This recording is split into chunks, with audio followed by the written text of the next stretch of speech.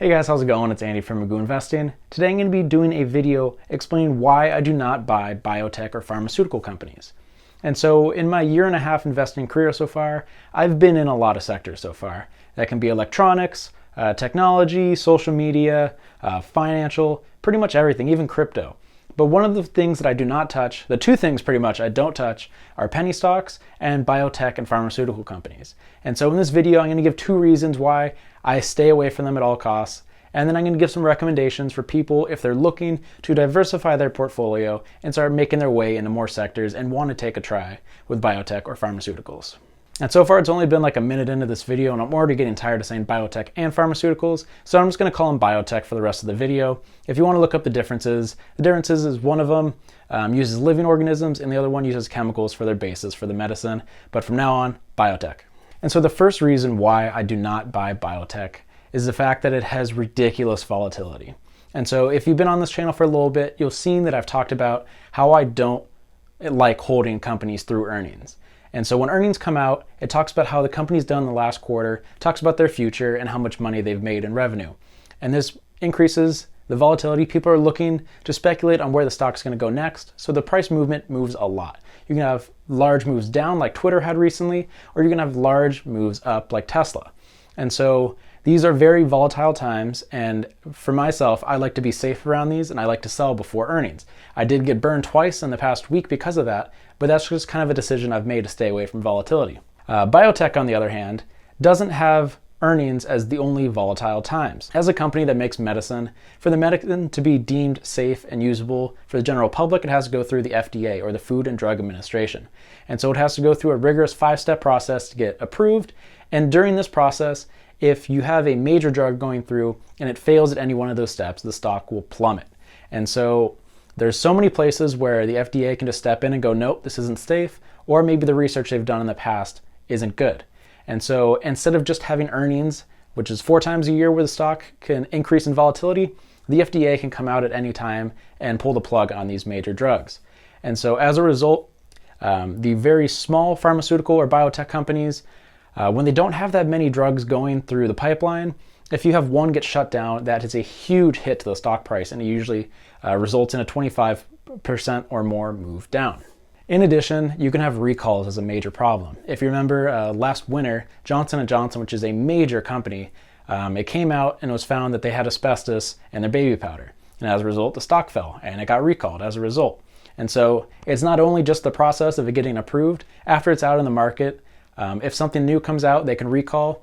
There's plenty of drugs that go out, get recalled. You have this a lot in the agriculture business where you have stuff with salmonella, that kind of stuff. But with drugs, if anything negative happens, they pull the plug on it immediately, and that'll hurt the stock price a lot.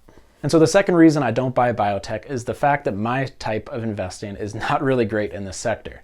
And so my type of investing is knowing a company, waiting for it to get hit by bad earnings or bad news, and then still having faith in the company that it will recover and that there was an overreaction after the bad news.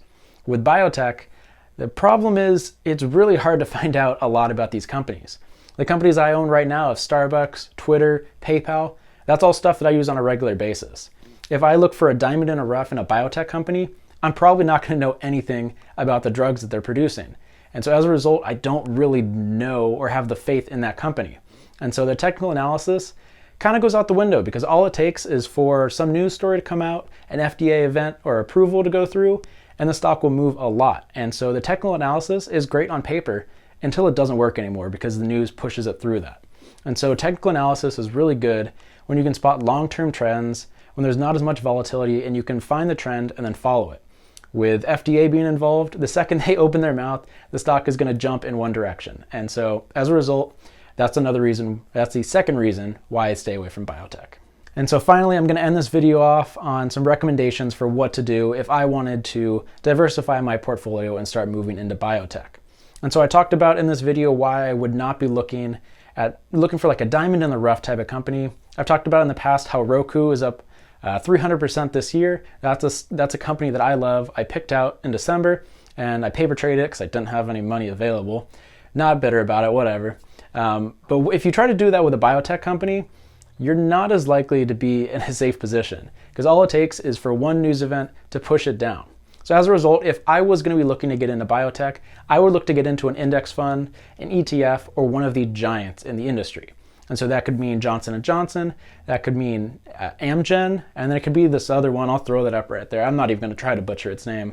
But the reason you do that is I've heard a lot of really famous investors talking about if you don't know a sector super well, they recommend getting the leader in that industry. Just because if you don't know what you're doing, you might as well pick the one that has the best track record and has the most amount of products, revenue, whatever you're looking for. So if I was going to go into biotech today, I'd be looking to get into the index fund. Let me pull that up real fast. So the index fund that I'd recommend, or that I would be looking to enter, would be IBB if I was going to go into biotech. Or you could look for those companies that I mentioned earlier of Johnson & Johnson, Amgen, and then the one that starts with a P that I won't even try to pronounce. So overall, I think it's really good for investors to start branching out in their investing career and kind of figure out what type of sectors they're most confident in playing. And through my first couple years in investing, I have stayed away from biotech a lot. I kind of put my toes in the water a little bit, trading TNDM, which is a diabetes company, and I got burned. And the second I got burned, I promised that I would never go back again. So hopefully this kind of passed on some of the information, some of the sentiment that I have on this sector. And I'm curious what you guys have to say about biotech, pharmaceuticals, or any of the medical stocks out there. Because there's a lot of money to be made, but when there's a lot of money to be made, it can also go in the opposite direction and lose you a lot of money. So I'm going to be sticking with these major companies that you've heard of, that you use on a regular basis. And I'm curious to see what you guys think in the comment section down below. So thanks for watching, guys, and I'll see you tomorrow when we're going to continue the Robinhood Top Stock series. Thanks for watching.